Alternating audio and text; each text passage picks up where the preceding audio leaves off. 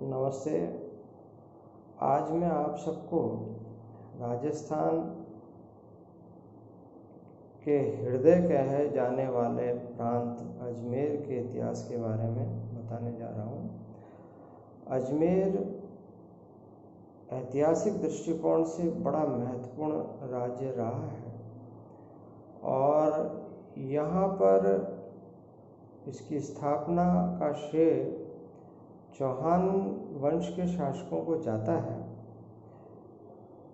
लेकिन कालांतर में यह प्रदेश उत्तर भारत के राजनीति का मुख्य केंद्र बना और जब विदेशी आक्रांता यहाँ आए तो सर्वप्रथम उन्होंने यहीं के शासक को पराजित कर यहाँ पर राजनीतिक दृष्टिकोण से अपनी जगह बनाई।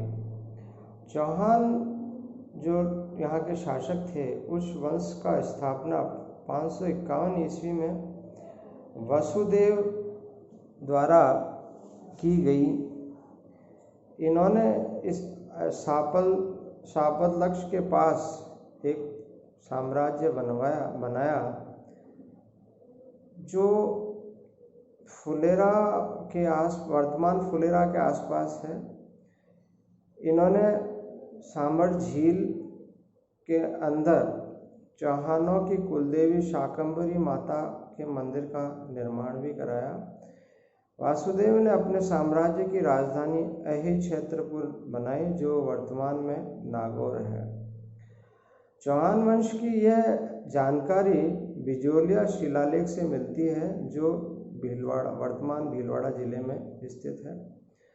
इस बिजोलिया शिलालेख में स्पष्ट लिखा है कि सांबर झील के निर्माता वासुदेव थे। तो यहाँ से चौहानों के शासन का प्रारंभ होता है और फिर इन्हीं चौहानों के वंशजों ने अपने साम्राज्य को आगे बढ़ाया।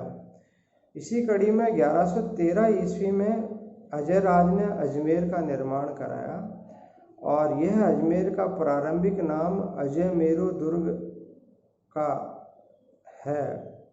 अजयमेरु दुर्ग वर्तमान तारागढ़ को कहा जाता है और यह तारागढ़ का जो नाम है वो मेवाड़ के राजकुमार पृथ्वीराज सिसोदिया ने रखा।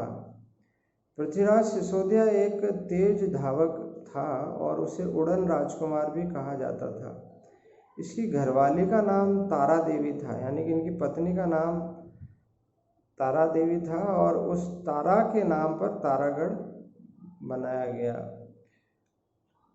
इसी दौरान अजमेर क्योंकि चारों तरफ से पहाड़ियों से घिरा हुआ प्रांत है, तो यहाँ पर जो अंदर घुसने का जो रास्ता है वो एक शक्कड़ी घाटी से जाता था, जिसे बाद में घुंघरू घाटी कहा गया।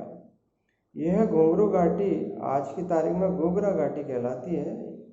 यहाँ से अजमेर के लिए प्रवेश किया जाता था। बाकी चारों तरफ से सघन पहाड़ी और जंगल होते थे, तो अंदर आने के लिए एक निश्चित सकड़ा मार्ग था और ये मार्ग इस घाटी से ही जाता था। चौहान वंश के जो दूसरे अन्य महत्वपूर्ण शासक हुए हैं वे अर्णोराज, इन्हें आनाजी भी कहा जाता है। इनका शासनकाल में इन्होंने 1133 में आना सागर झील का निर्माण कराया। यह वही झील है जिसके किनारे जहांगीर और शाहजहां ने अलग अलग अपने शासनकाल में अलग अलग महत्वपूर्ण निर्माण कराए। जहांगीर ने दौलत बाग बनाया जो वर्तमान में सुभाष उद्यान के नाम से जाना जाता है, और शाहजहां ने 12 दरी बनवाई। 12 दरी का मतलब 12 छतरियों का स्थान जहाँ पर व्यक्ति सुकून से बैठकर आराम कर सके। तो ये दोनों महत्वपूर्ण कार्य अन्नाजी द्वारा किए गए। इन्हीं अन्नाजी ने पुष्कर में आदि वरा मंदिर का निर्माण कराया। इनकी हत्या इन्हीं के पुत्र जगदेव द्वारा की गई, जिसे पितृहंता भी कहा जाता है। अन्नाजी के पश्चात जो महत्वपूर्ण शासक हैं वे है विग्रहराज चतुर्थ, जिसे बीसल देव भी कहा जाता है। बीसल देव का जो कार्यकाल 1153 से प्रारंभ हुआ, मूलतः ये कवि थे और इन्हें कवि बांधव की उपाधि थी। इन्होंने हरिकेली नामक नाटक की रचना की, इसी से इनकी विद्वत्ता का पता चलता है। इन्होंने अपने शासनकाल में राजस्थान के अनेक विद्वानों को प्रश्रय दिया अर्थात प्रोटेक्शन दिया, जिनमें से मुख्य हैं सोमदेव और नरपति नालह। सोमदेव की ग्रंथ ललित विग्रहराज आज भी चौहानों के इतिहास को जानने में एक महत्वपूर्ण स्रोत का कार्य करती है। नरपति नालह द्वारा रचित बीसलदेव रासो से भी चौहानों के कार्यकाल की जानकारी मिलती है। और इसके अलावा विग्रहराज चतुर्थ ने विसलपुर सागर का निर्माण किया। यह वही विसलपुर है जो वर्तमान में टोडा राय सिंह टोंक जिले में स्थित है और जहां से लगभग 8-10 जिले वर्तमान राजस्थान के पानी पी रहे हैं। और यह पानी पीने के पानी के बहुत बढ़िया झील है। विग्रहराज ने ही अजमेर में संस्कृत पाठशाला का निर्माण करवाया था और ये वही संस्कृत पाठशाला है जिसको कुतुबुद्दीन ऐबक ने अपने भारत में अपने शासन को संभालने के साथ ही तुड़वा कर 2.5 दिन का झोपड़ा बनवा दिया था। यह वह 2.5 दिन का झोपड़ा पाठशाला के स्थान पर एक मस्जिद बन गया और यह राजस्थान की प्रथम मस्जिद के नाम से भी जाना जाता है। यहाँ पर 2.5 दिन का उर्स मेला भी बढ़ता है। उर्स मेला पंजाब के संत शाह की याद में मनाया जाता है।